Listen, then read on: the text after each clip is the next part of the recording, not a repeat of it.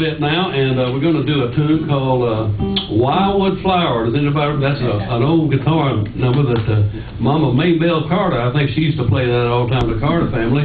And I'm going to end that up with Sugarfoot Rag. Now, that's one that Hank Garland put out. And but before I do that, you know, there's so many stories that goes on around Nashville, and there's so much history. And I was there so early, and I remember so many things. And I like to share those stories with folks because I think they, you know, if you're a steel guitar player, you can sort of relate to some of the things that, and some of the good times that I've had, some of the bad times, and whatever. But the story I'm going to tell you now is a true story that's in some books, and I'd like to tell you about this. I was working at actually playing at a club called Carousel Club in Nashville. It's in Printer's Alley, and talking to a guy there, and this fellow said, I just talking to him. I never had met him before, and I said, you know, are you a musician? He said, no. I said, I'm from Daytona Beach, Florida, and I'm looking for a band. And he said, but he's got a nightclub, and he said, my nightclub is just not doing very good at all, and I need to get some country music down there. I think I'll get some country music that, you know, I may get a crowd and make some money.